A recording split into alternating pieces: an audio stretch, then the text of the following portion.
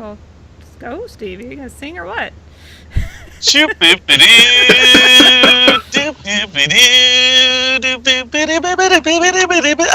Oh,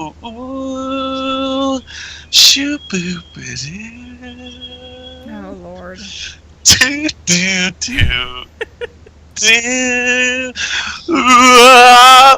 What's up, everybody? Stevie Bizzle here, live on the Allegiance official podcast. It is 8 p.m. Eastern, April 9th, 2016. Hearing myself in the background here. Let me just mute myself.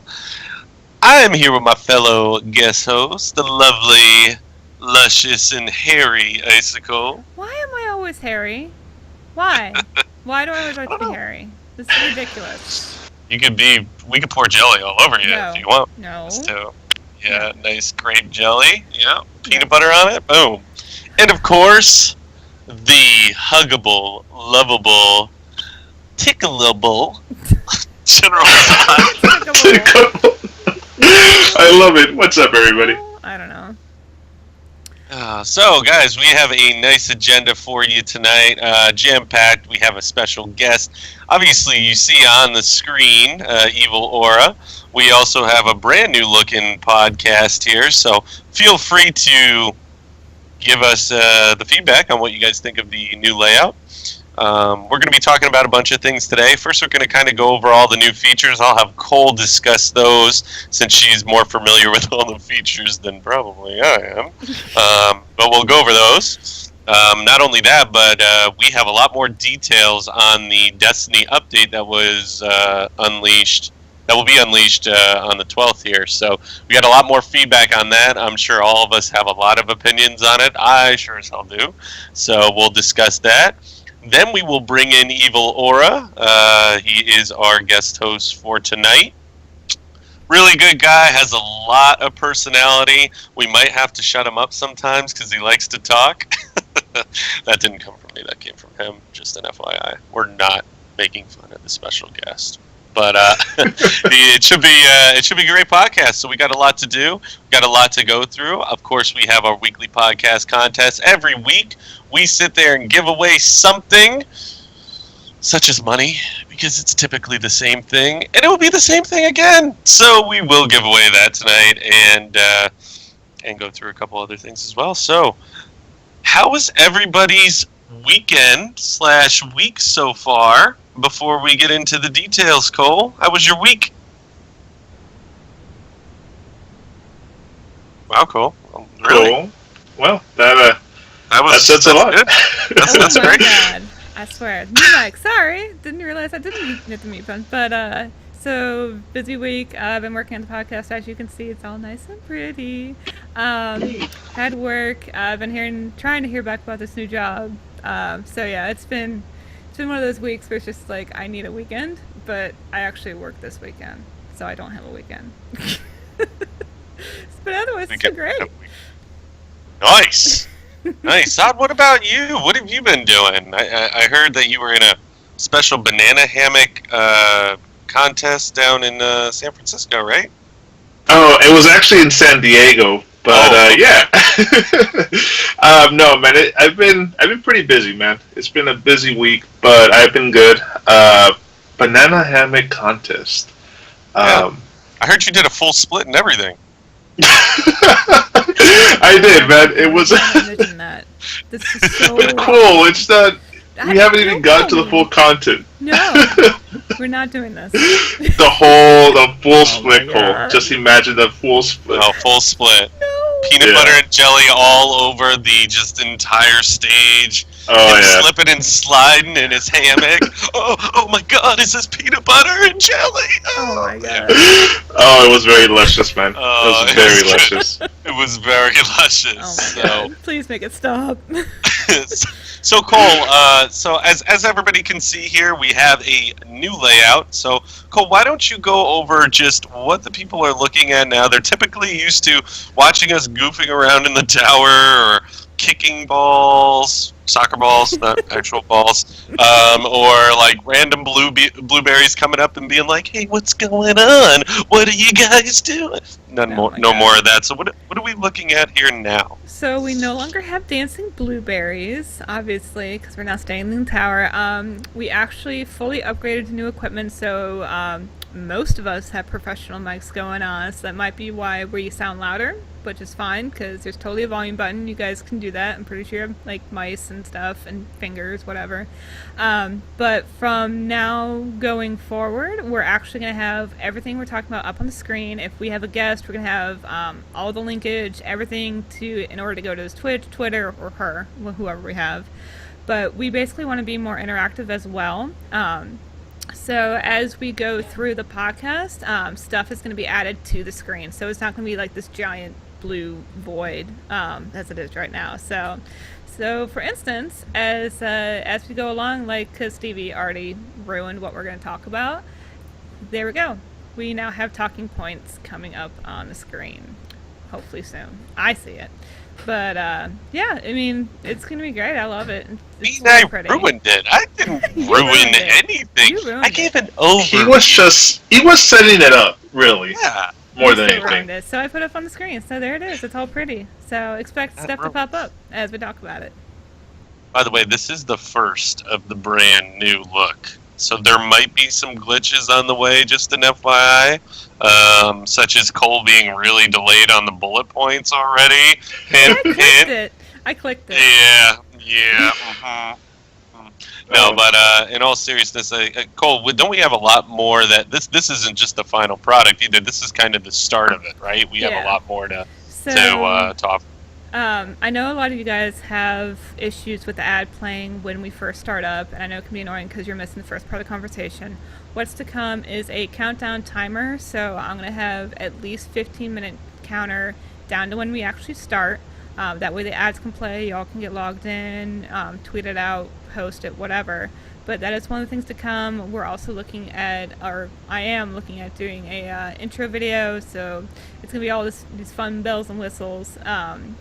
But yeah, I mean, there's a lot of more things to get added to this, but right now what we have going is the base of what we're going to do. So as you see it now, get used to this, because this is what we got. Yeah, get used to it. You heard the woman. Get used to it. Oh my goodness.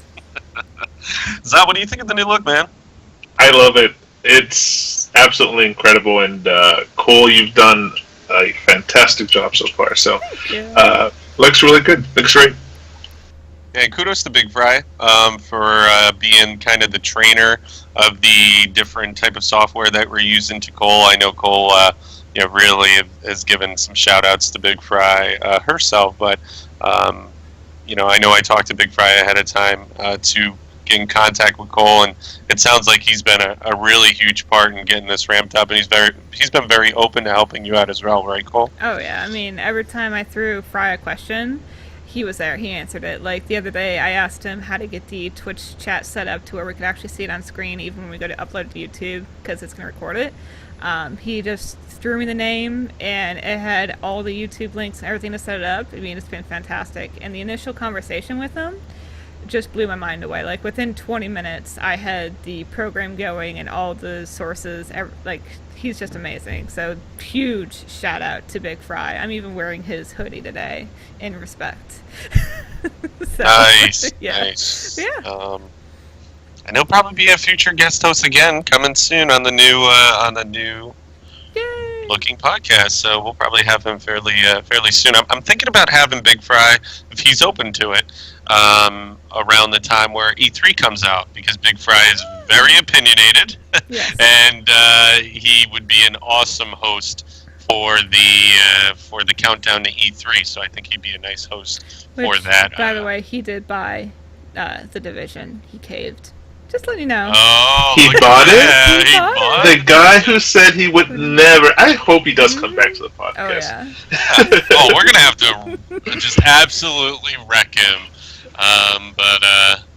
No, Big Fry's a good guy, and he really helped us out. And thank you so much for this. And I know Kole and we're all thankful in Allegiance for giving a more professional look no longer kicking a soccer ball in the tower, and half of the interview individuals that were trying to get on the podcast can't join because they don't have a PS4. So, yeah, thank you so much, Big Fry, for doing that. And we're going to transition to our next topic, and that is a pretty important update coming to Bungie here, or coming to Destiny, I should say, from Bungie on April 12th here, and that's the big update everybody's talking about. There was all this speculation. Let me set the stage here. So there's all this speculation of exactly what it could be, or what could happen, and what is going to be unleashed in this upcoming podcast. And by now, we pretty much have all the information of what is going to be out there. So, Kole, Zod, are you guys in the loop of what is going to be coming out on the Bungie update since they announced it? As I know there's been a lot of talking points over weekly updates, as well as Twitch viewership, and they've had their new Twitch thing. They're pushing their Twitch stream pretty heavily about what's to come in the update. So have you guys seen that? I've seen that they are making some changes to Warlocks. I'm not quite sure on other subclasses. I'm just mostly concerned about Warlocks, not because I like them. I actually despise them. But hopefully these changes for the better, so Trials isn't so hard. So, wow. That's mostly what I've heard. They're doing more. By the way, yeah. before you go, Zod, we have a slight hypocrite in the podcast because... Shut up, Stevie. I was on yeah. Paragon for the first time ever. Yeah. I was on Paragon for the first time ever. Oh my God. And I kind of go, oh, what are these characters? And she was like, you can't have some guy, I forget his name, I haven't played it enough. What's his name? Gideon. There we go. So Kole knows. And I look at Gideon's character, and as we're going around the map, and he's not walking. He's floating on the map. And his hands turn purple and shoot from a distance to kill things. Oh my God. Floating, purple hand shooting distant. What does that kind of sound like to you, Zod? It's a Warlock. No, it's 100% the Warlock for Paragon. No. And let me tell you let me tell you another thing, Stevie. She won't play another character. She is in love with Gideon. She is in love with a Warlock. Yeah. So such a hypocrite for Destiny. So what is he, Kole? He's starting with the same fucking game, man. So let me ask you another question. Are there characters in the game with bows and arrows that would mimic a hunter? Yeah. Oh yeah. Sparrow. Oh yeah. She's a fucking bitch. But is she a hunter? None of them are hunters, warlocks, or titans. Okay. Oh. There's other characters that even there's one more character that's an assassin type too. Wow. That kind of reminds me of a hunter, but no. If you say Nope, Kalari, nope. I'm gonna reach to the screen and fucking. Kalari. No, my God. You're so dumb. I'm gonna fucking make your face. So just an FYI, before Zod gave his view on the Destiny update, yeah, Kole's a Warlock in Paragon. So in the future, Allegiance members and our fellow guests on the coast today, if you ever see Icicle, hashtag Kole is a Warlock should be trending because she is a Warlock in Paragon. Tweet her at her. What's your tweet, Kole, so we can make sure that people are tweeting you that you're a Warlock. Some nice. I ain't fucking saying. Nope. Why? I'm not a warlock.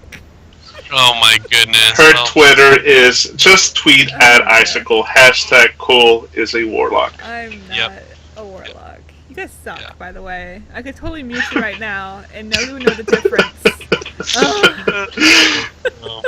I have the power. Alright. So Zod, so what do you know about the Bungie update from what they've announced over the past couple of weeks? Well, man, I don't even know where to begin. But we've talked in the in earlier podcasts about what they're doing with the PvE stuff. You know, we know that they're releasing the Prison of Elders, level 40, 41, 42, I believe. I might have those mixed up.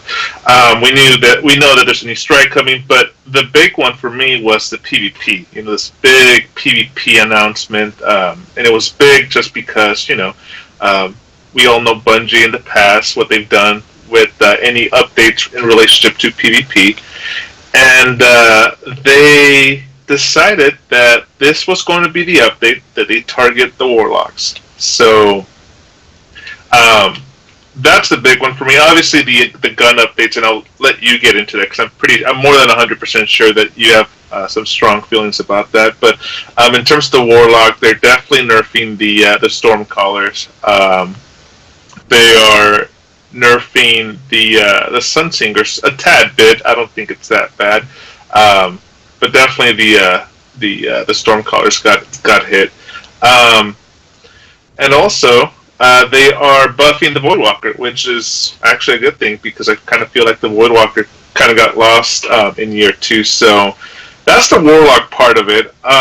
They're going to release the full details exactly. There's other details behind the scenes that they have not told us about, and they kind of made that known when they did their live, Twitch feed. But as soon as we get more details, we'll find out if they did anything to the other classes. But as of right now, their biggest target was Warlocks, and the Warlocks took the hit.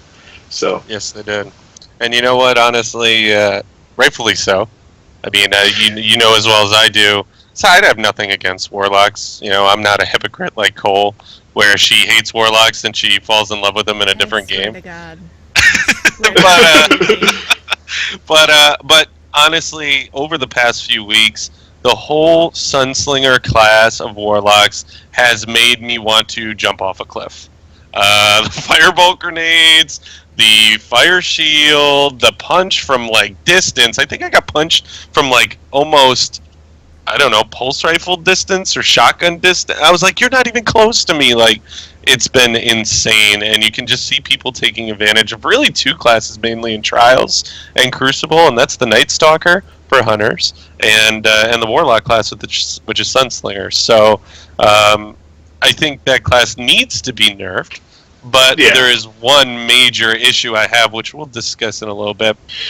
It isn't even. I mean, what do you think, right? Because I mean, as far as just to get into details, they lowered the Warlock shield, so that was a big one, especially for Trials. I'm sure that a lot of people were looking for that to be nerfed. They reduced the frequency of the flame shield for the Warlocks, and I believe, if I'm not mistaken, Fireborn won't last as long. So whenever a Warlock uses Radiance, it'll be a lot shorter. So that was a Sunsinger. Before we continue with this, because I think this is going to be a fairly long conversation, because I think there's a lot of opinion on the Bungie update, because we also have 2 other things also that they've announced that there's a little bit of controversy to. I want to introduce our guest host for the podcast. So let me set the stage for Evil Aura. So back when Evil was 3 years old, Evil was a young lad. half camel, and he had camel hoofs as feet, and he had a problem putting on diapers. So he decided one day that he would run in the field and remove that diaper that was attached to his butt because they couldn't remove it because of his camel hoofs. And then he turned into a gamer. So welcome, Evil Aura. Aura, how are you doing? Camel hoofs, huh? Oh yeah, my brother had the same thing a couple of years back. I guess I'm relieved at the fact that you said hoofs after the camel. I guess that's because that could have gone so much worse. That could have been so much worse than hoofs. Yeah, thank you. Oh Cool, you've heard of it, right? I have never had an introduction quite like that before. Yes, that was interesting. There's doctors in medicine and everything. That was something else. So what is your opinion, Evil? I know we're going to get into a bunch of stuff with you, but this is a pretty hot topic, right? Like the whole Destiny community, the Bungie community in general is kind of really conflicted about this upcoming April update. And the first real topic is class nerfs in general and Warlock. So what's your opinion on this? Do you fall more on the PvP side of things, PvE side of things? What's your main go-to in Destiny? And what do you think of these updates? All right, so I'm a Twitch streamer, and I stream PvP in Destiny, not because I'm any good, but because I spend so much time dead that I can interact with chat.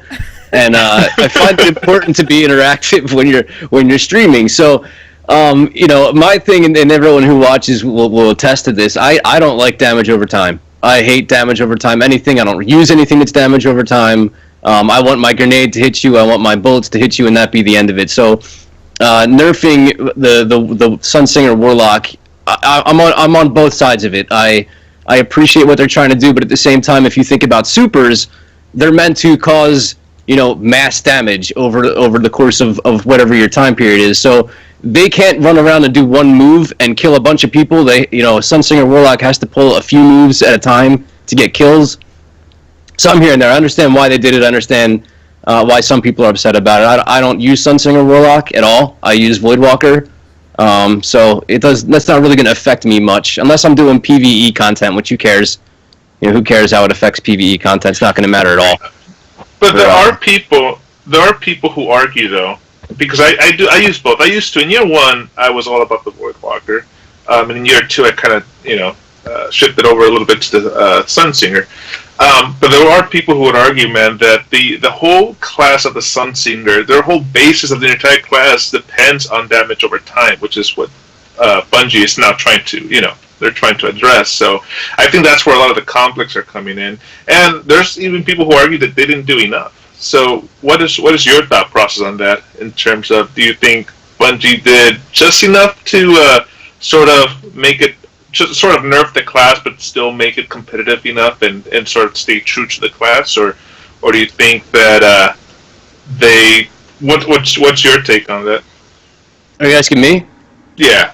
People are going to complain no matter what. So, I feel like you're never going to satisfy everybody. There's always going to be a stink about something that you're going to do. I think it's a step in the right direction. But, instead of some of the nerfs that they could have done, they didn't touch Viking Funeral, right? Like, you're still going to burn for 30 seconds and not be able to recover, and you're still going to do 7 damage per ping, and you can still land your grenade. If I'm playing on Rusted Lands and I throw a grenade at the tower, it's going to hit you and cause damage to you. So, I would like to see maybe the radius of that grenade nerfed a little bit too, where it has to be a little bit closer to you. I mean, if you're hiding around a corner, I get it, because you can use Axion Bolt in the same regards, but you're not burning. That is just one shot, one damage, and away you go. But so actually, they didn't even touch Firebolt, which was the big one too. That was God! Don't even. That was the one. They didn't even nerf that. That grenade is one of the most overpowered grenades in the game.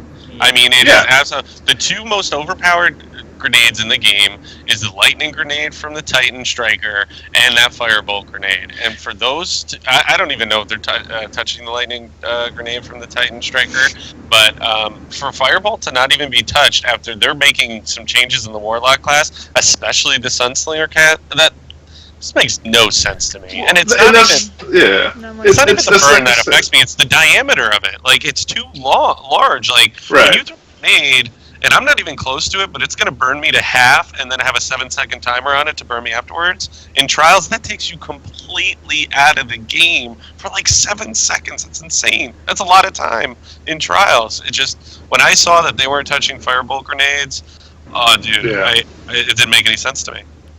And that's the thing, right? Firebolt, Touch of Flame, Viking Funeral, that combination is deadly, right? Especially in Trials.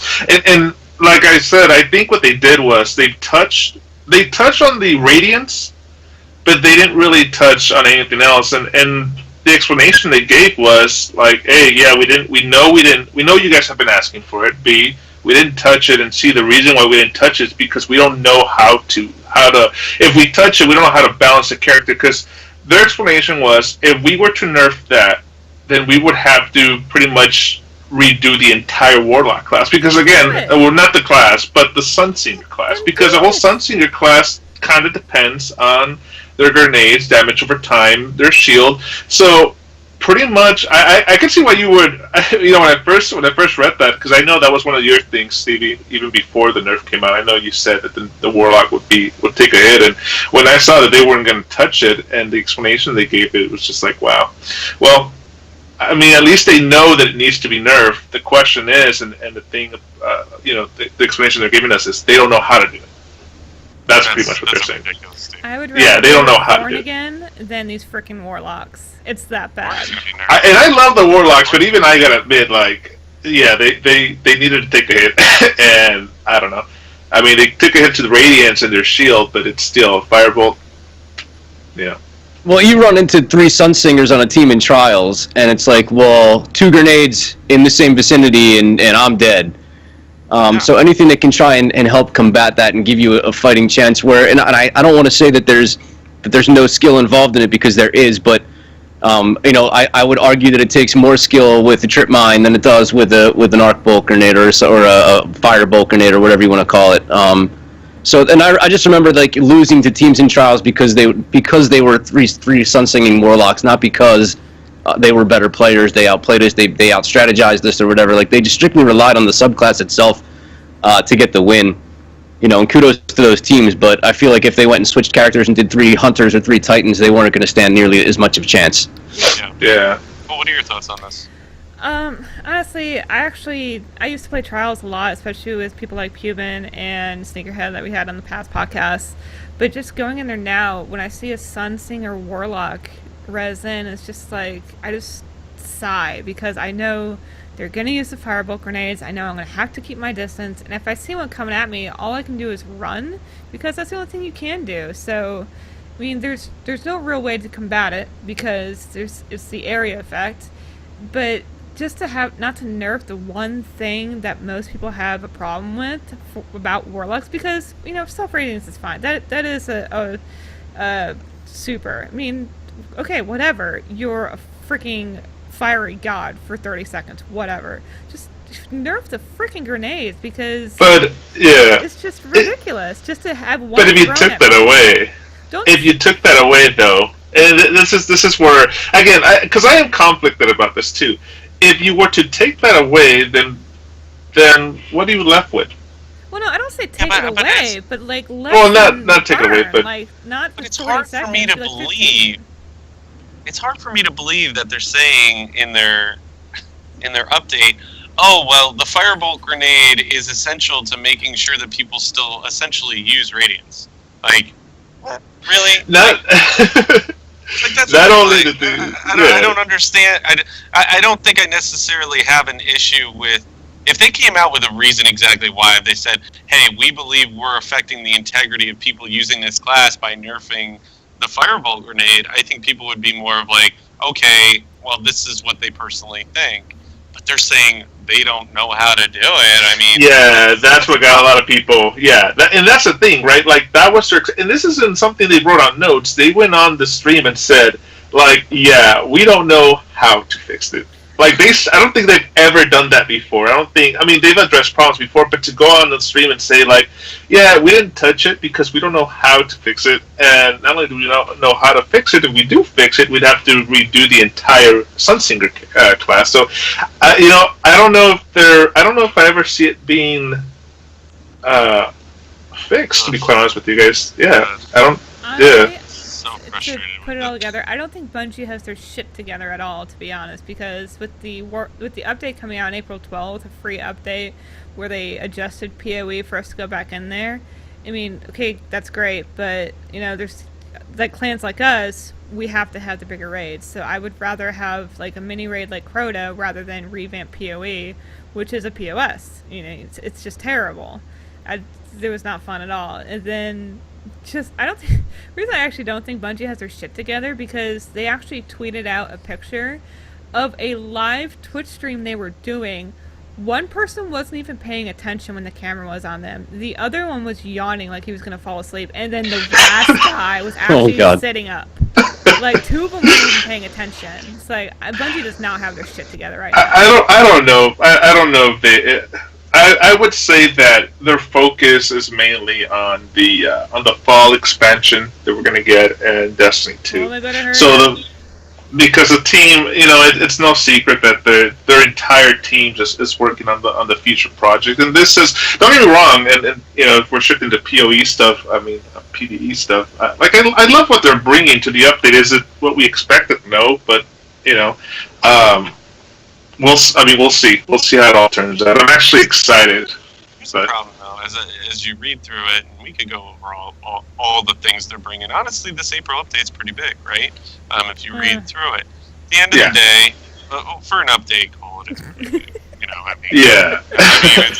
for just a straight update that you get in this is actually pretty decent. And it's free, right? Like it's free, you don't need to pay free. for it, so they're actually giving you a decent amount. But at the end of the day, what what really salivates the palate of a PvE player? Additional content, right? Higher light level. Getting to that different area and grinding to get to the highest tier level you can and getting the best gear you can as a PvE player. But me talking, because I fall more under the PvP side, everything they've been doing has been very disappointing, really since year one. They sit there and they nerf pulse rifles. When nothing was wrong with them. No, there was nothing wrong with them. Well, they were happy that they had their moment, but they were not being used as intended. That's the explanation. How are they supposed to be? Whatever. I don't get it. I'd rather get killed by all those pulse rifles than get killed by one auto rifle, which is the Doctrine, because they buff the shit out of auto rifles. I don't even have a problem with Doctrine, and this is the thing that got me really confused, is because for 6 months it was Thorn Shotgun if you wanted to be competitive, for 6 months, and pulse rifles had their moment for 3 weeks, and they were like, wait a minute, wait, hold the phone, wait, no. Wait, what do you mean? The Nerwood's Mercies, wait, whoa, like 6 months you could use a Thorn, you had to use the Thorn, so that's what got me, concerned. And then the other thing that was really strange in the December update was that fusion rifles got nerfed, and I was the only person using them. I used them. I was their data point. They nerfed them because of Evil Aura. They were like, whoa. They saw one little dot in their graph and went, Where's that chart for the Meta multi-tool? I want to see that for fusion rifles. Don't screw with my Meta. Well, no, you saw in the stream they busted out this chart showing the use of the Meta multi-tool since the update. Like, I want to see that data for fusion rifles in December when the blip on the radar is me. So, I gotta say, there's just a lot of mixed reviews on there, and I really think it's because Destiny has gotten big enough where you have people fall on the PvE side, and I would say generally, I mean, I don't know about you, Zod, you fall under the PvE side. Kole, you're kind of mixed in between the two, right? But from a PvE player perspective, Zod, and I don't know if you want to comment on this too, Aura, but what do you think of the general content coming out from the PvE side? Are you generally happy with what they did on the PvE side of things? No. Yeah, I am. I mean, because I look at it, what is it that they're trying to do? It's an update, right? And for what they're bringing for an update, it's actually pretty good. And you hit all the marks there, Stevie. It's more light level. There's more content to get. There's more, and they're bringing out all these cool gear that you could obtain. And obviously, it's going to be a grind fest. I love it personally. I love it.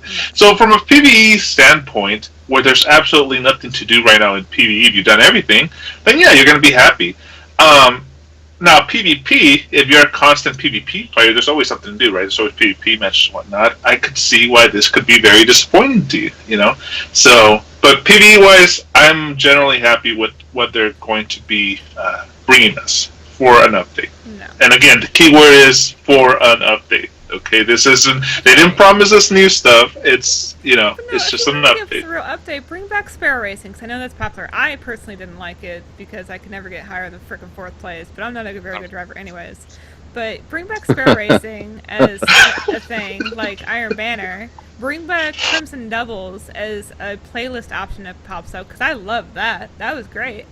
But just PoE does not draw me in. I did Skolas once. Beat him the first time, and then I was done. I never went back into PoE except to fire coins. When you beat Skolas, was there burns? Did you do the Gallahorn trick and just burn them down in 30 seconds, or did you do the pass the whole thing? I didn't own a Gallahorn until year 2.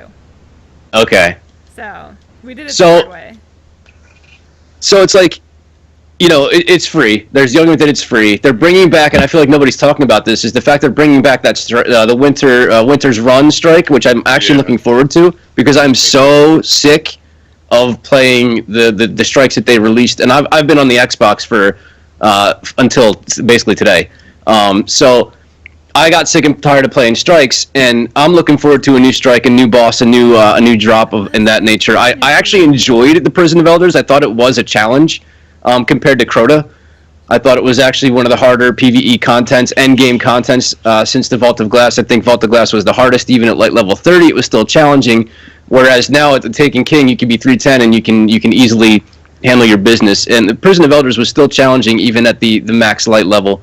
So that, I'm excited for it. I'm ready for it. I do agree with you on the fact that if you're used to playing with a larger number of people, it can be a little bit restricting in the fact that you can only run with 3 people at a time. But they also said that it's shorter. They said it's around 35 minutes or so that the Bungie squad was running through the entire thing. So I think that's important too, because I actually did a Skolas run and I didn't quit. It was like 5 hours long. I refused to leave and have to start over again. I actually probably could have LFG'd it, started over and finished it before 5 hours. But damn it, I'm determined, and I just kept swapping out people until I beat them. I have the score sheet. I had like 14,000 kills or something over the course of those very, very long hours. But that's just how I feel about it.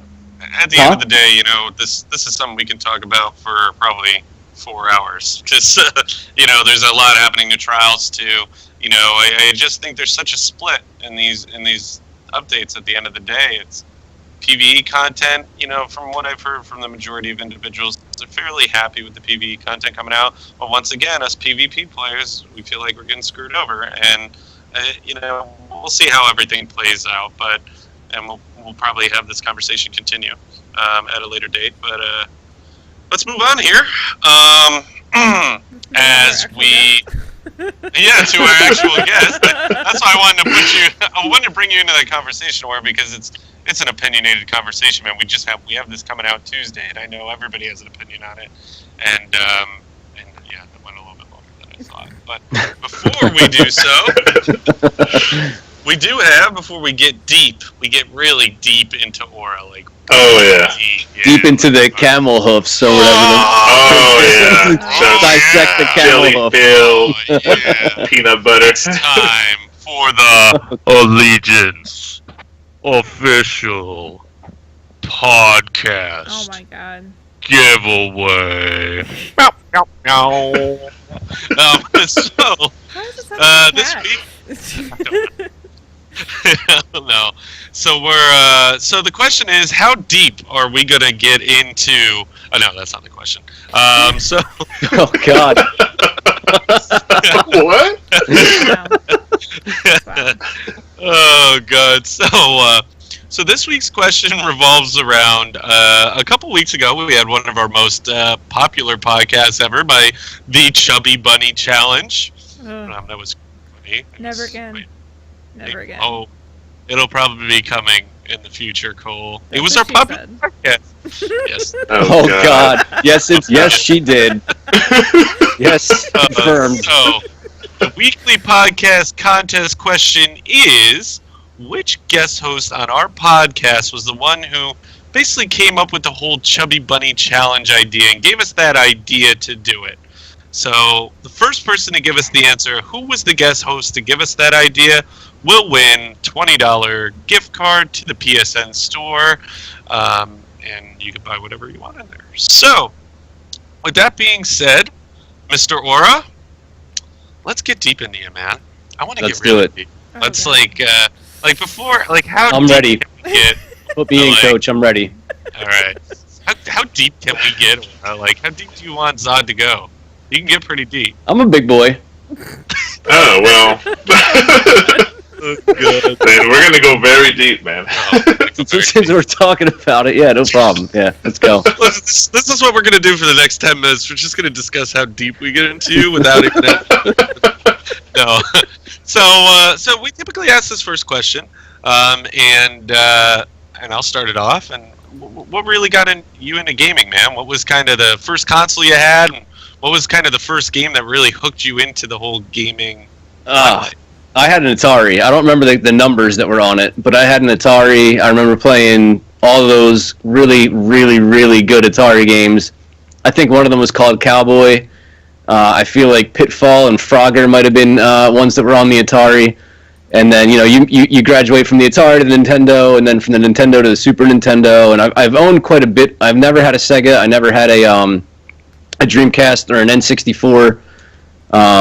I went straight to PlayStation as soon as PlayStation was available. I think I went from SNES to PlayStation 1, PlayStation 2, and then a friend of mine from work was like, man, you should totally get an Xbox and come play with me and my buddies. You know, I have this group on Facebook. You'd fit in perfectly. And I made the transition to Halo, and then I never went back to PlayStation until this morning. Until literally this morning. Literally this morning. I saw the tweet with the picture of the PlayStation sitting next to your puppy, your little pit bull. Yeah, She's cute. Layla opening the opening the PlayStation itself. She actually knocked it over. Oh my god. She knocked it right on over, in true pit bull fashion. But so I've been gaming for pretty much as long as I have like conscious memories. Wow.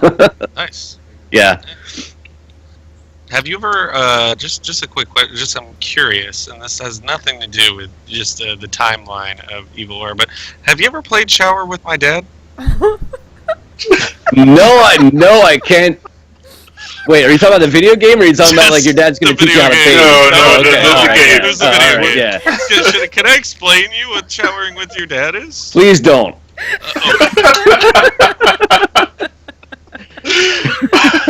We're just gonna ask it's so funny guest. because this morning I listened to Comedy Central in my car, and they were talking about the Karate Kid and how his costume was a shower, how he went to that dance or whatever dressed as a shower. So it's kind of funny that you bring it up because that's just it's very weird. It's what it is. Yeah, it's very strange. Well, basically what happens is you're a baby and you try to find your dad to shower with him, and if you don't find him in time, you die. Yep. Interesting, because that is a life or death situation depending on where you're from. Yeah. And This is it's an on indie sale, game. I think, in Steam. Yep. Don't ask me okay. how I know that. I'll have to look that up. Well, you looked it up and you wanted to buy it. No, Oh my god. let's just not talk about that. But So, Evil, you mentioned on your Twitter that you're a scientist, and I'm like a huge science geek, so I want to know what kind of science you're studying. So I failed out of college my first time through. I was not prepared for it, and then it took me about 8 or 9 years to get the I guess you could say the balls to go back and try and do things right. And I graduated in 2012 with a degree in biology. So general biology with conservation biology as a background to it. I wanted to help save things, conserve the planet, that kind of thing.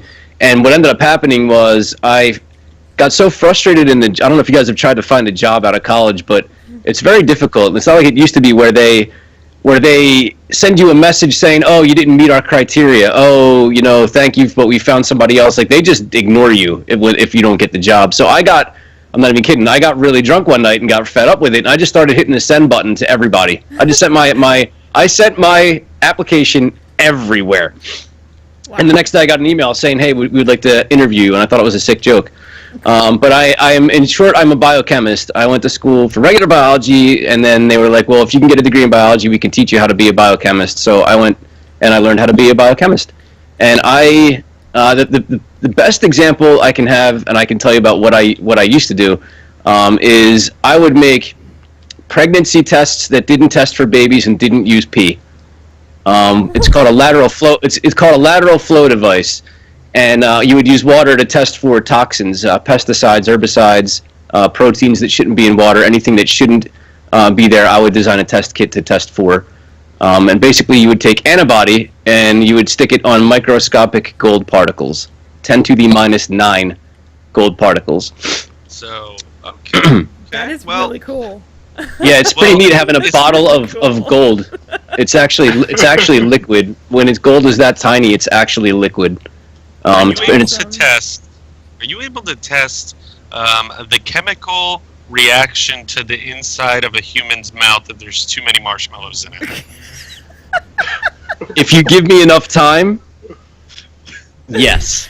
Okay. All right. Nice. Yeah. Wow. Maybe we'll have a scientist on duty. On duty in the background. Oh my god. Yeah. He said duty.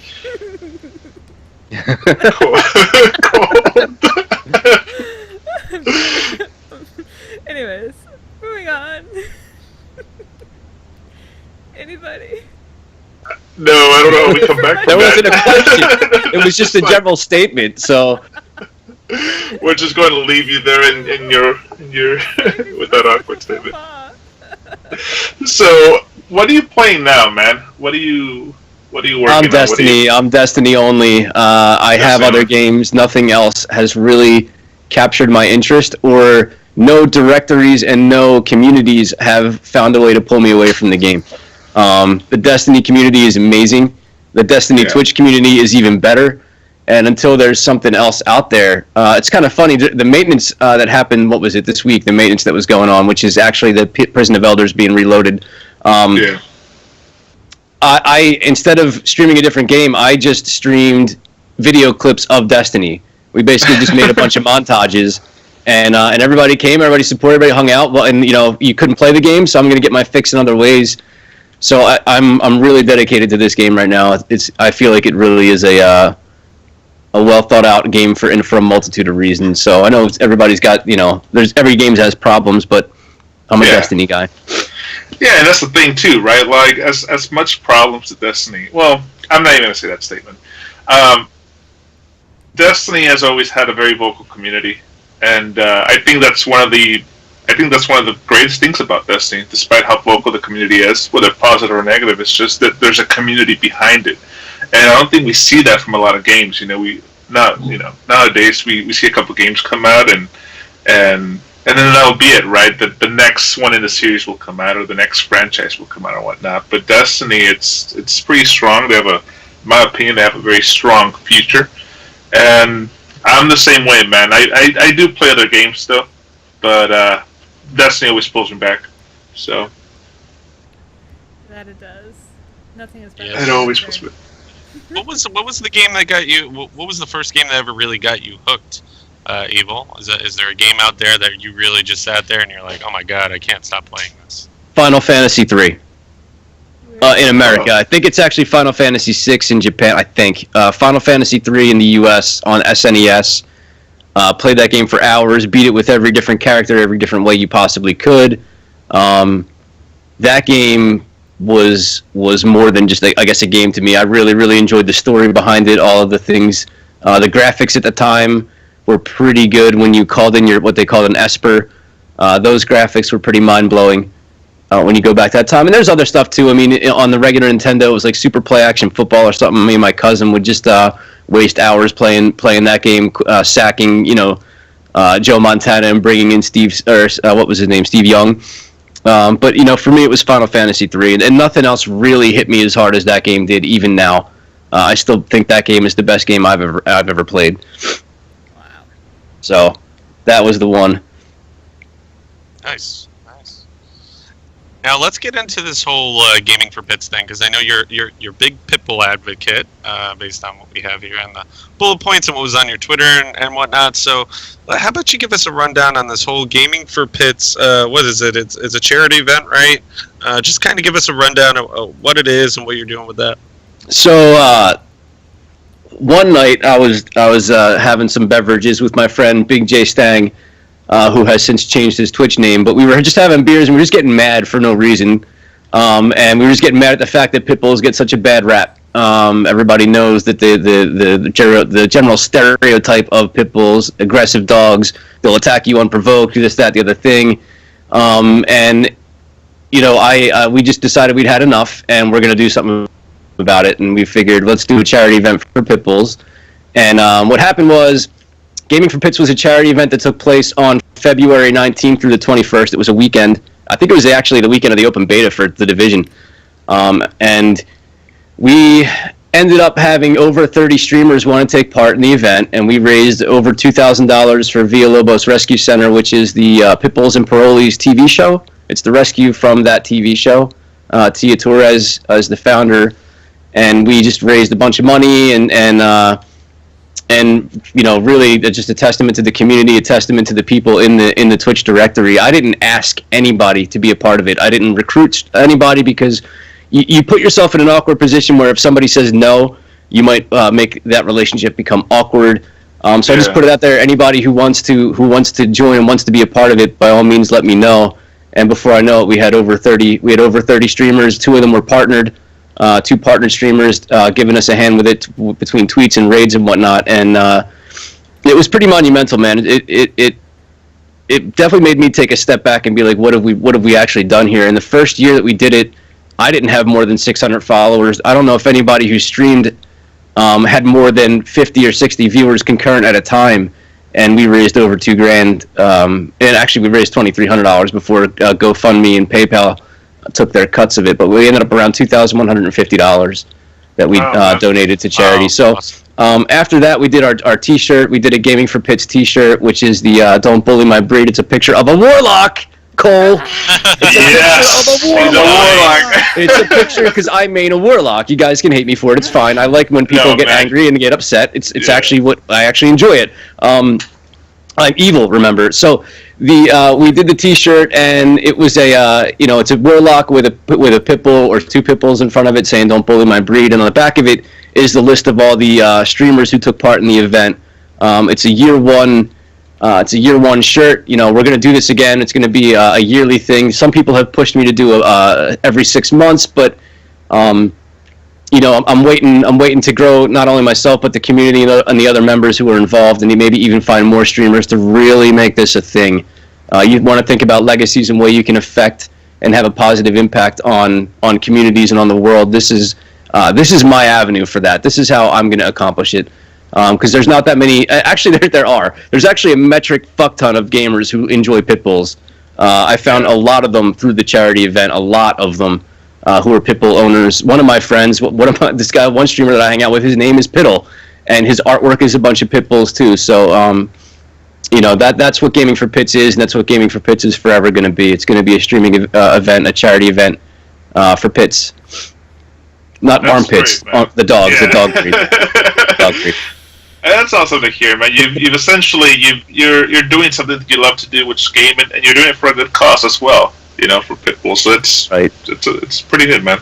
That's it's amazing. Awesome that you raised $2,300 too. I mean, that's a feat. Now, how long did you stream? Like 24 hours? So here's the thing. I don't have the organizational skills to have a channel and have all of the streamers, be on my channel and broadcast from my channel. So I just said, hey, if you want to be a part of it, throw hashtag Gaming for Pits in your title. Make up a bunch of commands for the GoFundMe link and for the other streamers. Try and raid them if you can. If you're friends with them, if you can, say that that you can trust them with your viewers, with your community. Please do. Try and that's all we did. We just had people tweeting it and putting hashtag Gaming for Pits in their title and that's all it was. I'm laughing at the cause. The cause is great. I'm laughing at the idea of if we were talking about you were gaming for armpits. Yeah. Like, what would that even be? Like gaming for pit health. Like, gaming for pit health, because you never know what that deodorant's really doing to you. Stinky pits? Yeah. Yes. Let's donate. Oh my goodness. How would a stream? Never mind. I don't even want to get into that. It's not exactly camel hoofs, but Oh man, but you also do stuff with support smaller streamers, right? I know Guardian Outpost is a big person that does that. If you guys are unfamiliar with Guardian Outpost, he's pretty big in the Twitter world and the Destiny community in general. So give us an idea of what you do with Guardian Outpost, support smaller streamers. Just give us an idea of just that whole chemistry with him. So this is kind of funny. I didn't even know Twitch existed in September I would say August of 2015. I didn't know Twitch existed. I found Twitch in September. I lurked in everybody's channel without a profile for all of October, and then November I made an account, and I found Guardian Outpost because I wanted to find a stream that a guy wasn't a douchebag, where I could talk to somebody and they would see my message clearly. I could just hang out with them in their community and just help. And I started out as a troll in Guardian Outpost, just like a friendly troll, joking around, sarcasm, all the Kappa things, all that kind of stuff. And then eventually we became really, really good friends, and he started doing these interviews in the morning of other streamers, and he would just do it on the fly. He would find somebody in chat who was a streamer and be like, all right, get in my Discord, let's do this now. And I was like, man, I can't have you doing this, man. So I direct messaged him on Twitter, and I was like, listen, bro, let me book the spotlights for you. Let me take care of that and see what we can do with it, make it official, make it easier for you so you're not stressing. And so now Monday through Friday at 9 a.m. Eastern Time, we interview a streamer, not so much a smaller streamer per se, but just a streamer in general. And we give you their story. we give you the person behind the stream, essentially, because in this business you have to form a connection with people. You need to find a way to talk to people outside of just games. Let them know that it kind of goes into sales. Whenever you're selling something, you can't be a salesman. You have to be a person first, and then a salesman second, or a person first and then a streamer second. So that's our opportunity to give our community an inside look at somebody else and find another way to connect with somebody on more than on an emotional level, you could say. So I book those for Guardian Outpost, and it's been really fun. It's actually aided my growth tremendously, helping out in that instance too. So a lot of people are very thankful, that kind of thing, for us not putting them on the map, but giving them exposure to an audience that they might not normally get in front of.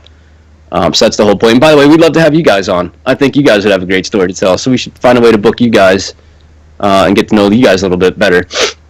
Yeah, that would be awesome. I know we've tried to have Guardian Outpost in the past on here, and he's just gotten a little bit busy on a couple different things. But we would love to have Guardian Outpost or be a part of what you guys do. Anything that helps us out, we're always open for. Yeah. Yep. So that's my story with Mr. Outpost. One of my, I guess you could say probably my best friend on Twitch. Probably the guy that I would say I lean on the most for feedback, for things that I'm doing right, things I'm doing wrong, and I have no problem telling him when I disagree with him. Believe me, you guys. If you watch any of the VODs, you'll see that we will have it out to better each other. Because honestly, I want the best for that dude.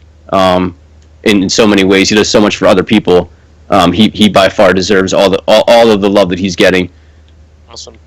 Yeah, I checked out his feed probably I think last night, and he was doing he would take a shot if he got a certain amount of followers. Yeah, last time it was money, and I didn't know that, and I hopped into his stream one night late. It was like 11 o'clock at night. He never streams at night, and I hopped in. I didn't listen to anything. I didn't have any idea what was going on. I just donated him $10 for the hell of it. And it turned out that $10 was the shot amount, and it turned out to be like his 9th shot after his 11th beer or something. And I'm a mod in his channel, so I spammed his chat like, "Do not do a shot. That was a mistake. I'm sorry." That was an interesting night. That was an interesting night for him. And last night he was doing the same thing for followers, and I don't think he got nearly as drunk as he had the night before. Now he's a fun drunk. He's a fun, happy, funny, goofy. He's not a bad drunk at all. But it was just he just had a lot to drink that night. That's camel hoofs. Yeah. Camel hoofs and speaking. Get those camel hoofs. Oh my goodness. Oh goodness. But Cole, you guys got any other questions? Zod, Cole, anything that comes to mind? Dude, we would be here all night if we kept this conversation going. That's what we're here to do. That's what we're here for. Good job. We're not talking about Chinese or Spanish or anything. We were talking about Polish. It was weird. It was weird, but it was a bit sexy, if I may add. Oh my god. Get it, girl. Get those camel hoofs. Camel hoofs and speaking. Get those camel hoofs. Oh my goodness. Oh goodness. But Cole, you guys got any other questions? Zod, Cole, anything that comes to mind? Dude, we would be here all night if we kept this conversation going. That's what we're here to do. That's what we're here for another 3 hours tonight. So let's keep asking questions. No, but no. In all seriousness, Evil, you are actually this is a big plus for our podcast tonight because you were the first ever Xbox player on the Allegiance podcast. So I know you just got PS4, but you're really consoles Xbox, right? Because you had it for the longest. I probably have over 2,000 hours played on the Xbox One in terms of Destiny. It has to be somewhere in that vicinity, if not higher. And a shout out to a couple of people here. The Destiny community provided me with a PS4, a PSN, and Destiny. I'm getting married in June, and they knew that they all knew that I can't be paying for a wedding and bringing home a console. It just doesn't work that way. But I was like, if a PlayStation 4 happened to just end up on my front door, there's not much I can do about that. So my moderators, Mingling, Dane Reezy, and Juju Be Me, bought me a PlayStation 4. And then a good friend of mine, Texas Leo, bought me a PlayStation Network ID for the first year, and then a good friend of mine, Odin's Wrath, bought me Destiny: The Taken King for the PS4. So I was hooked up majorly by this community, and I'm still at a loss for words by it. I'm enjoying my time being back on a PlayStation console. Honestly, I'm actually, quote, I mean, I'm not gonna, this might end up being horrible, but I'm actually really good in PvP right now on the PS4 under leveled. I've pulled a 2.6 or 2.9 KD the entire time I've been hanging out with you guys. I don't know if the PlayStation 4 players are worse, but I'm just kidding. It's I knew that was going to get there. It's been such a blessing. This whole community, this whole experience has been just amazing. But yeah, I am an Xbox guy. I stream PvP, not because I'm good, but because it gives me the opportunity to be really interactive. And when you think about forming relationships with people and letting them know that you care, and the best way to get that message across is to spend time conversing with them. And being in the crucible and being dead so often lets me do that. Oh, that's so, I like how you fit that in. Yeah. That, so. I'm not terrible. I'm really not that bad. But the higher the viewer count seems the worse the PvP action is. So what are you gonna do? Yeah. Well, that's awesome. Well, we appreciate you being a special guest in our podcast tonight, man. It was a lot of fun. You're brand new to PlayStation, so if you need a PS clan, Allegiance might be your place to be. Might be the place to be. We would love to have you. We have 80 plus events per week, and that some people don't believe us in that, but once you're a member, you know. We actually do. So with that being said, man, thank you so much for coming on, dude. Do you have any questions for us before we log off? You know, I really. When I was asked via Twitter to be a part of the podcast, I was like, who are you, and how do you know me, and how did you find me, and why do you know this or that, and Gaming for Pits? And so why don't you give me a little bit of a flavor about your background and what you guys... Oh, Lord. Well, we're professional stalkers. It's kind of... That's cool. That's cool. We've known about you for a very long time. We're basically we're currently a PS4 gaming community, primarily in Destiny, that just shoots to really help individuals out, man. I mean, just like what you're doing on the Twitch side, we help in-game.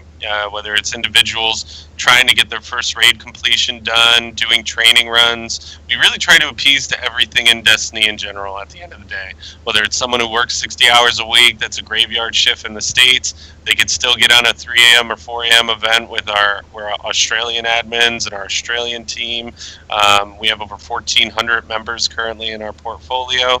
We've been spotlighted by Bungie, 80 plus events per week. Yeah, man, we really are just a hub in terms of a community for everything that is Destiny. But what's cool about our community too is it doesn't feel big. It feels like every individual you talk to is really a friend. Everybody is very respectful and really cool. They almost become your own. You know, the individuals you play with. It's just because what we try to do is different than LFG. You know, LFG, you always go in and you're playing with people different. Most of them are jackasses, jerk offs and stuff. With us, you'll sign up for an event, but you'll consistently sometimes see the same people, and you build friendships and relationships outside this game that lasts a lifetime. And that was the goal, and we're succeeding in this goal. So we're just a really strong Destiny community that might be large, but doesn't feel large. Right. And tell me, so the Bungie thing, how did that come about? Randomly. Really? I mean, yeah. We had a recruitment contest that was pretty aggressive in terms of the prizes we were giving away, and our members and our admin team went so hard, and our ambassador team too, went so hard on the Bungie forums. We started trending on 7 different topics. So I think Cosmo saw that. They reached out to us, and we ended up getting spotlighted because of it. So that's pretty cool. Yeah. That's pretty cool. Well, cool, man. Well, again, thank you so much for being part of this podcast, man. I know we blindsided with you, but hopefully you had a good time, man. I loved it. Anytime. I was honored by it. Awesome. Alright, guys, I'm going to give you all the links to Evil Aura, his gamertag, his Twitter, his everything coming up in the chat right now. If you like the t-shirt that is on screen, definitely go to the Gaming for Pits t-shirt link, because that countdown is less than a day. So pick up whichever Cole, you can. Before we shut down too, we have a winner of the contest. We forgot to say that. Yes, so I know you're about to shut it down. I was like, oh my god, we got someone. Damn. So the winner of the contest for the week was Tom Knight. Yay! So Tom Knight got the answer was Better Off Gaming. He was the one who gave us the idea. So congrats to our fellow Australian administrator Tom Knight. You will be getting a $20 credit because I can't get an Australian code in the States, so we'll figure something out. Just PM me on the website, Tom, and congrats on that. And yeah, guys, Cole, you want to sign us off here? Yeah, we are good to go. Yeah, just check the links, guys, and thanks for stopping by. Super exciting. Everybody say bye. Bye. See you. Thanks. Laters, guys.